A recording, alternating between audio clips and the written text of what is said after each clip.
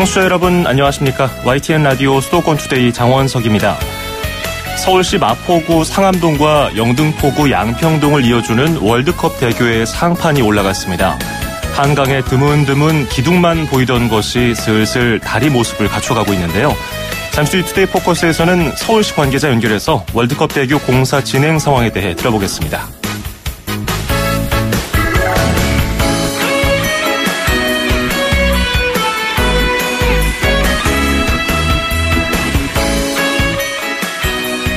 오늘 아침 앵커가 뽑은 수도권 뉴스입니다.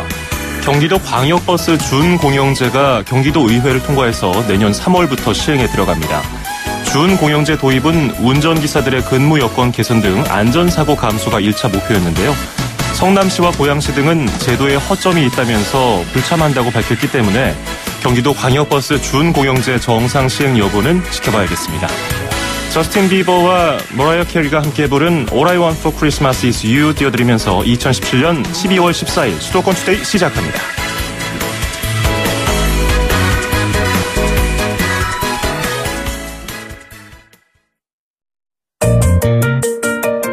음악과 수도권 뉴스가 한방에 수도권 전문 방송 수도권 투데이.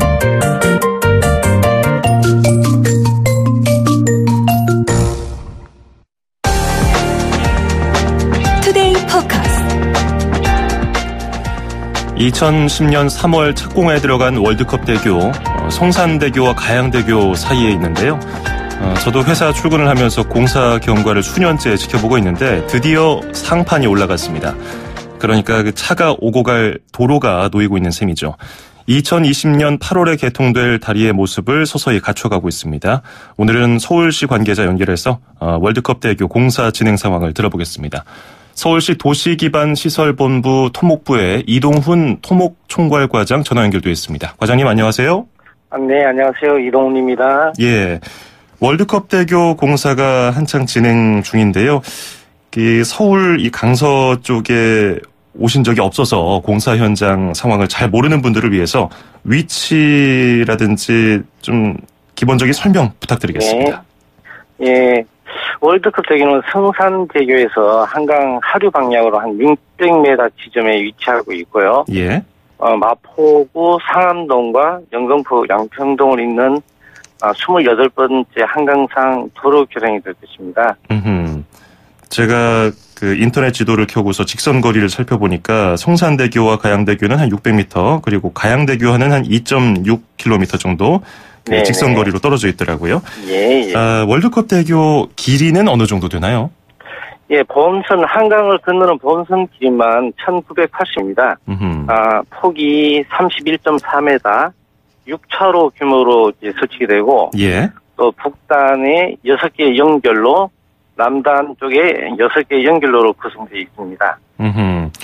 그 한강 선상에서 이루어지는 공사 중에서 가장 큰 규모라고 들었거든요.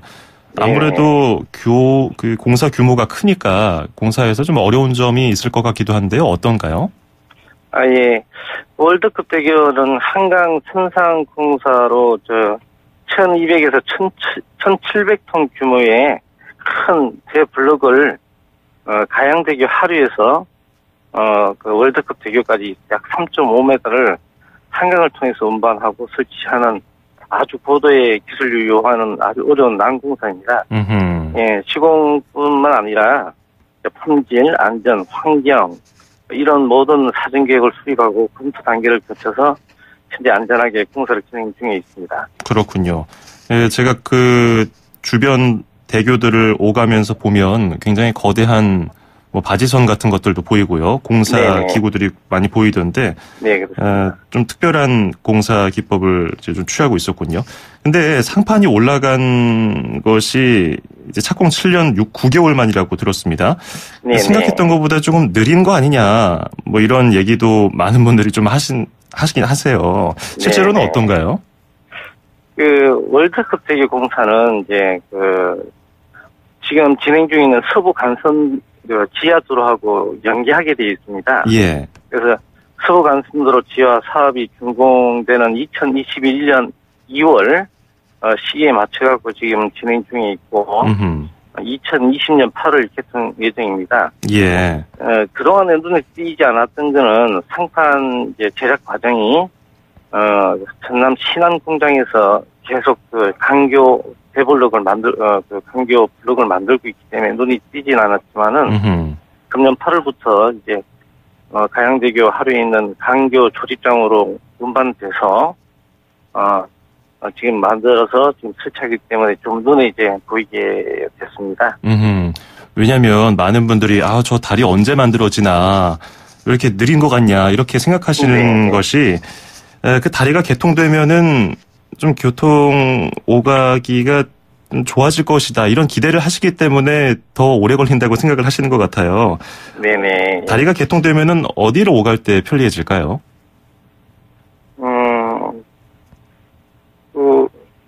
월드컵 대교가 네. 성산대교 이게 어떤 교통 체증 때문에 예.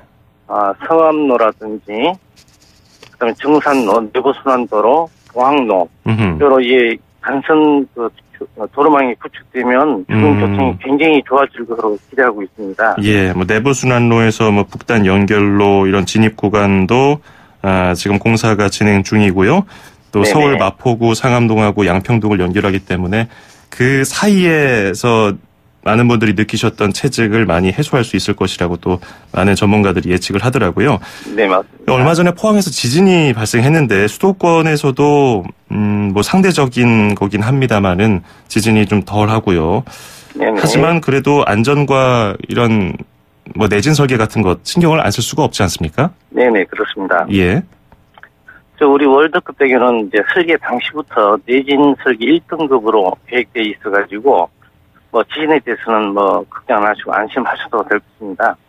그리고 각 분야별로 착공전에는 시공 계획서를 작성하게 돼 있고, 이제 품질, 환경, 그런 관리 계획을 수립해서 공사하고 있습니다. 예. 또 이제 우리 서울시에서도 수시, 정기적, 또 불시 안전 점검을 실시하고 있어서 안전한 시공이 될 수 있도록 저희들이 최선을 다하고 있습니다. 예. 얼마 전에 상판이 올라갔는데, 위에 차들이 오갈 도로가 이제 올라가는 거 아니겠습니까? 네네. 그게 일단 지금은 쭉 처음부터 끝까지 이어진 것이 아니고 일부만 올라간 거잖아요. 네, 그렇습니다. 공사하면서 그게 어떻게 지탱이 될지 좀 아슬아슬하게 보이기도 하는데 어떤가요? 그게 특수공법으로 시행하는 거라서 한강상 가운데 부분에서 주탑이 먼저 서게 되고 계속 연결해서 공사를 시행하고 있습니다. 월드컵 대교가 우리 이제 국제 현상 디자인 공모를 해서 정신된 교량입니다. 그래서 전통과 새 천년의 만남이라는 컨셉으로 국보 이후 원각사지 10층 석탑을 이미지한 한강상의 최대 규모입니다. 약 78도 정도 이제 경사로 기울어진 비대칭 사장규로서 높이가 한 100m 되는 주탑이 서게 되고 케이블로 교량을 지탱해주는 그런 구조입니다. 그렇군요. 현재까지 알려진 바로는 공정률이 46% 정도라고 하는데 개통은 앞서 말씀해 주신 대로 2020년 8월이라고 하셨고요. 대교 네네. 공사와 관련해서 그 주변을 오가는 시민들이 주의해야 할 점 같은 건 없을까요? 한강상에서 공사를 하고 있지만 연결되는 연결로 쪽에는 그래도 도로 부분 통제 등이 좀 이루어질 수가 있습니다. 예. 그래서 시민 불편상이 이제 예상될 경우에는 저희들이 이제 사전에 최대한 홍보를 할 예정이고, 예. 또 시민 여러분께서도 공사로 인한 불편이 발생하지 않도록 홍보 내용에 귀 기울여서 주셔서 하는 그런 부탁의 말씀을 드리고 싶습니다. 예. 완공 뒤에 어떤 점들을 기대할 수 있을지 짧게 들어보고 마무리하겠습니다. 네. 일단 아까 말씀드린 것처럼 이제 월드컵 대교가 서게 되면 이제 새로운 이제 한강의 랜드마크로 자리 잡게 되고 이제 성산대교 주변의 교통량이 워낙 심각하지 않습니다. 예. 그래서 한강 성산대교 그다음에 내부순환로, 정산로 이쪽에 주변 교통이 매우 좋아질 것으로 기대하고 있고요. 예. 우리 시는 이제 또 월드컵 대교를 명품 다리로 건설하기 위해서 또 시공 품질도 높이고 공정 관리에 만전을 기해서 정해진 기한 내에 완료토록 최선의 노력하겠습니다. 예, 알겠습니다. 오늘 월드컵 대교에 대한 정보 잘 들어봤습니다. 고맙습니다. 네, 감사합니다. 네, 지금까지 서울시 도시기반시설본부 토목부의 이동훈 토목총괄과장이었습니다. 수도권에서 일어나는 모든 소식을 함께합니다. 수도권 투데이. 길에서 보고 듣는 세상, 뉴스에서 접한 궁금한 점들, 운전하면서 겪는 희로애락, 생활 속 이야기를 풀어주세요. 세상 사는 이야기 함께 나눠보는 운수대통 만사형통 통통 메시지. 안녕하세요. 저는 서울 고산동에 있는 덕신기업 택시기사입니다. 오늘 아침에 나오는데 강남 쪽에 있을 때는 처음에는 비가 왔었어요. 그러다가 나중에는 진눈깨비가 오고 쌀랑눈이 막 내리더라고요. 앞에 안 보일 정도로 온 적도 있었고, 차선이 안 보이고 앞에 시야가 눈 때문에 가려가지고 위험할 때는 안개등도 켜고요, 비상 깜빡이를 켜고 서행 운전하면은 뒷차들이 알아서 도로 상황이 안 좋거나 저 차에 뭐 이상이 있나 보다 그러고 피해 가든지 천천히 오든지 그래요. 그게 제일 안전한 방법이에요. 고속도로에서 그래도 내가 내 속력 맞춰서 가야 된다, 그건 진짜 무모한 짓이죠. 최소한 40-50% 감속해줘야 돼요. 10에서 50% 정도 달려줘요. 80도 사실은 눈 오고 막 미끄러울 땐 무리예요. 오후 들으면서 이제 영하로 내려가 그렇게 되면은 특히 조심해야 될 때가 다리 위에라든지 고가도로, 그리고 지하차도 지나가서 출구 그쪽은 항상 실내 지하차도 안하고 바깥하고 온도 차이가 엄청나요. 그러니까 한강 다리들하고 시내 도로하고 또 온도 차이가 엄청나거든요. 만약에 차선이 4개라면 1차선하고 인도 쪽 차선은 될 수 있으면 2, 3차선을 운영하시는 게 좋아요. 아무래도 차들이 많이 이용 안 하기 때문에 그런 데는 많이 얼어있어요. 그리고 녹아있던 물들이 막 얼고 그래요. 앞차가 도로 사정으로 해서 좀 천천히 달린다 그래서 뒤에서 경적 울리든지 장애 라이트로 막 위험하든지 하면 요즘에는 그 법 그거 강화돼가지고요, 굉장히 그 처벌이 세요. 첫째 내가 안전하게 운행하는 게 최고죠.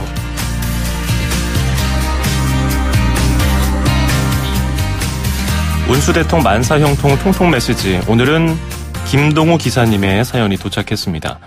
그렇죠. 날이 추워지다 보니까 눈도 오고 땅이 얼면서 운전하기에 참 불편한 때가 겨울입니다. 제가 여러 가지 말씀해 주신 것 중에 기억에 남는 것이 그 속도를 최대한 줄여서 운행할 때 그 도로에 지장을 주지 않는 선에서 최대한 좀 줄여서 운전을 해야 된다고 말씀해 주셨잖아요. 자동차 전용 도로의 최고 속도가 그 표지판에 부착돼 있잖아요. 근데 최고 속도를 어떤 분들은 최저 속도로 생각하시는 것 같아요. 80으로 최고 속도가 나와 있으면은 무조건 80으로 안 달리면 이게 무슨 큰일 나는 것처럼 앞에다가 아까 말씀하신 것처럼 상향등 막 날리고 빵빵거리면서 빨리 가라고.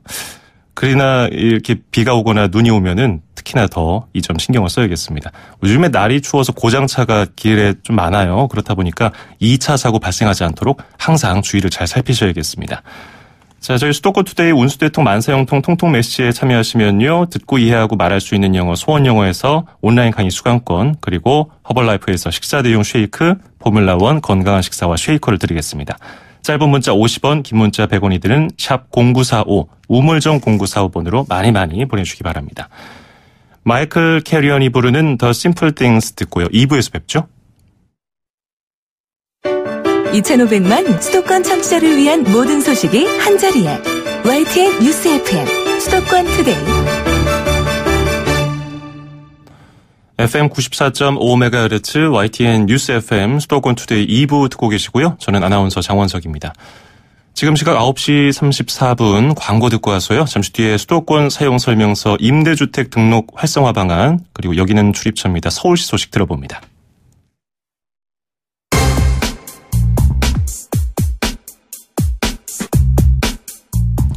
네, 목요일에 만나는 수도권 사용설명서 시간입니다. 부동산 114 리서치센터 함영진 센터장 전화 연결하겠습니다. 센터장님 안녕하세요. 네, 안녕하세요. 함영진입니다. 예, 어제였죠. 정부가 임대주택 등록 활성화 방안을 발표했는데요. 정책의 추진 배경이라든지 핵심 내용에 대해서 들어볼까요? 네, 약 516만 채에 달하는 사적 임대주택에 거주하는 세입자들의 주거 불안을 해소하기 위해서 집주인의 자발적인 임대사업자 등록을 유도할 세제 및 건보료 혜택 등을 담고 있는데요. 특히 4년 일반 임대사업자보다는 이제 8년 장기 임대하는 중공공 임대사업자의 과세나 건보료 부담을 최소화시켜서 사실상 전월세 상한제가 적용되는 제도권 내 임대주택을 늘린다는 것이 이번 정책의 주 골간이라고 할 수 있겠습니다. 예, 간단하게 설명해 주셨는데요. 주택 임대사업자 등록을 위한 절차를 간소화해서 이런 사업자 등록을 유도하고요. 또 지방세라든지 국세, 건보료 경감 같은 세제 혜택에 대해서 여러 가지 방안이 나왔는데 이에 대해서 좀 더 들어볼까요? 일단 지자체에 임대사업자 등록할 때 지금은 좀 불편하거든요. 근데 세무서에서도 자동으로 등록 신청이 되도록 하고 또 주소지가 아닌 임대주택 소재지에서도 사업자 등록을 허용키로 하는 등 2018년 4월부터는 주택임대사업자 등록을 위한 절차를 간소화할 예정입니다. 특히 이제 세금 인센티브도 있는데요. 주택임대사업자에 대한 취득세, 재산세 감면 기한을 2018년에서 2021년까지 3년 연장하면서 지방세 감면을 조금 더 지속할 예정에 있습니다. 예. 그리고 2019년부터 예정되어 있는 연 2천만 원 이하 주택임대소득에 대한 과세나 건강보험료 부담을 낮추는 방안도 포함되어 있는데요. 등록사업자의 필요 경비율 조정이라든지 감면 비율을 확대하거나 또는 2020년 말까지 임대사업자로 등록하면 임대 의무 기간 동안 건보료 인상분을 40%에서 80% 감면해 줄 예정입니다. 특히 8년 이상 임대를 하시면 양도소득세 장기보유 특별공제 비율이 50%에서 70%로 높아지고요. 또 조정지역 같은 경우는 양도세 중과 배제라든지 종부세 합산 배제도 실시할 예정이기 때문에 이런 부분의 이점은 과거보다 증가한 부분이 분명히 있습니다. 그런데 시장 반응은 어떤가요? 조금 다주택자들을 유인하기에는 부족하다는 평도 있더라고요. 네, 일단 2019년부터 연 2천만 원 이하 주택임대소득에 대한 과세가 예정된 상태이기 때문에 임대수익을 노리는 3주택 이상의 다주택 은퇴 수요자들은 사업자 등록을 고민할 수는 있다고 보여집니다. 네, 특히 내년 4월부터 조정지역의 다주택자는 양도세 중과 대상이 되는데 임대사업자 등록을 하면 세금 중과를 피할 수 있어서 전국 조정지역 40곳에서는 사업자 등록을 고민하는 다주택이 분명히 있을 것입니다. 예. 하지만 이제 택지 구등난이라든지 아니면 아파트 공급 확대 방안이 이제 만만치 않은 서울 같은 일부 지역은 이제 물가 상승률보다 집값 상승률이 높은 추세를 보이고 있기 때문에 이제 국세나 지방세, 절세에 따른 사업자 등록 유인 효과가 조금 낮은 편입니다. 예. 그리고 이제 과거보다 임대주택 사업자 등록을 유도할 인센티브가 다양하게 이번에 포함이 되기는 했지만 향후 5년간 등록임대 100만 호 추가 확충이라는 정부의 목표치만큼 사실상 다주택자를 임대 사업자로 전환시킬 만한 가속화 재료로는 전반적인 규제 완화 수위가 다소 낮았던 것이 아닌가 싶은데요. 예. 이번 대책이 최근 재건축 이주 수요가 몰리면서 여전히 불안 요인이 남아있는 서울 전월세 시장에는 생각보다 별다른 영향을 미치지는 못할 것으로 보여집니다. 예, 알겠습니다. 임대주택 등록 활성화 방안에 대해서 아쉽다는 평에 대한 얘기까지 잘 들어봤습니다. 오늘 말씀 잘 들었습니다. 고맙습니다. 예, 고맙습니다. 네, 지금까지 부동산 114 리서치 센터의 함영진 센터장이었습니다.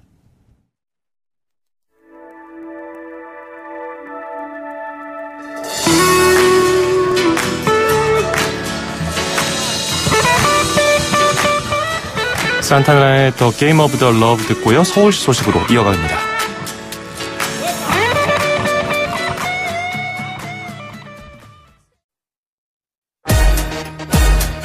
출입처 기자들의 수첩을 살짝.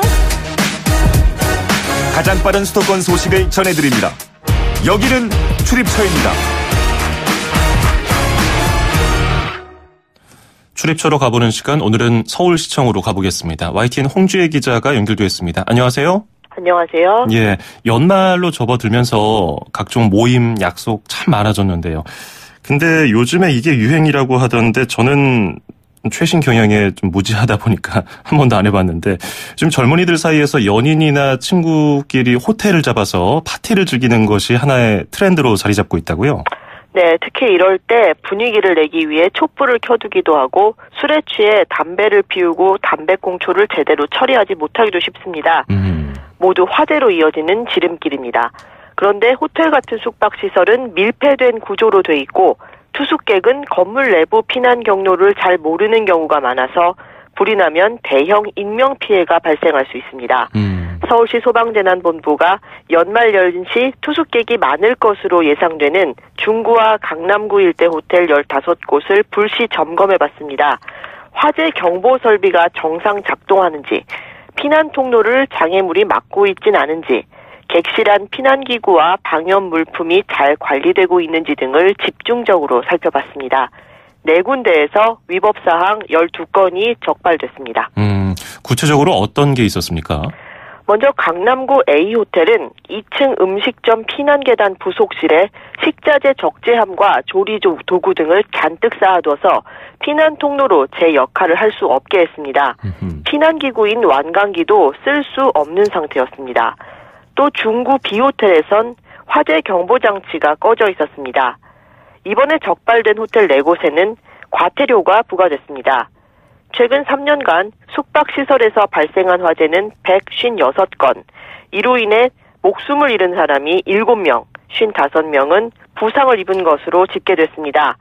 서울시 소방재난본부는 내년 2월까지 객실 수 150개 이상인 대형 호텔 104곳과 백화점, 대형마트 등 다중이용시설 164곳 등을 대상으로 소방 특별조사를 벌일 예정입니다. 예.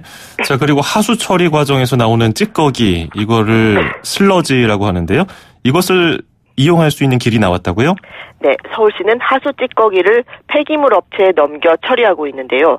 이때 하수 찌꺼기를 건조하거나 소각해 부피를 줄여서 처리 비용을 최소화합니다. 그런데 하수엔 비료나 가축 사료의 주 원료로 사용되는 인성분이 들어 있습니다. 때문에 찌꺼기를 태우면 그 재에 인성분이 고농도로 응축됩니다. 서울시는 서울시 보건환경연구원이 하수 찌꺼기를 태운 재에서 인을 회수하는 기술을 자체 개발해 특허 등록을 마쳤습니다. 현재 서울 서남물재생센터에서만 매일 하수 찌꺼기 소각제 10톤이 배출되고 이 가운데 인이 1톤가량을 차지하는데 이 기술에 따른 인 회수율이 80% 정도라 매일 800kg 이상의 인을 추출할 수 있게 될 전망입니다. 현재 기술을 상용화할 수 있는지 또 수익성이 있는지 등을 연구하고 있는데요.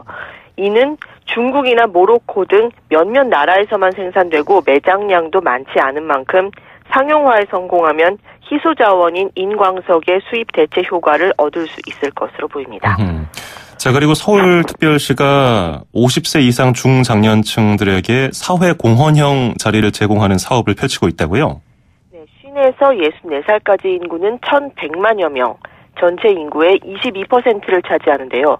서울시는 이렇게 가장 큰 인구 집단인 중장년층의 본격적인 은퇴가 시작되고 저출산 등으로 생산 가능 인구가 감소하는 가운데 보람 일자리 사업을 진행하고 있습니다.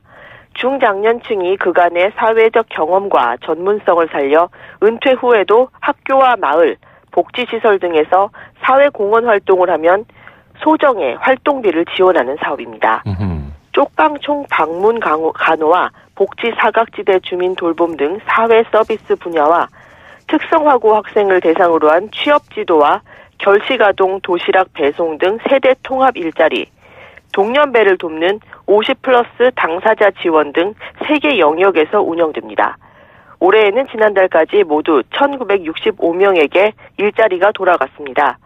서울시는 보람 일자리가 50살 이상 세대에게 지속적인 사회 참여와 인생 이박의 기회가 되기를 기대하고 있습니다. 예, 방문 간호라든지 학생들 대상 취업 지도 같은 것, 중장년층들이 가지고 있는 경험, 그 노하우를 잘 또 전수해주는 기회도 될 수 있을 것 같네요. 오늘 말씀 잘 들었습니다. 고맙습니다. 네, 네, 지금까지 서울시 소식 YTN 홍주혜 기자 얘기 들어봤습니다.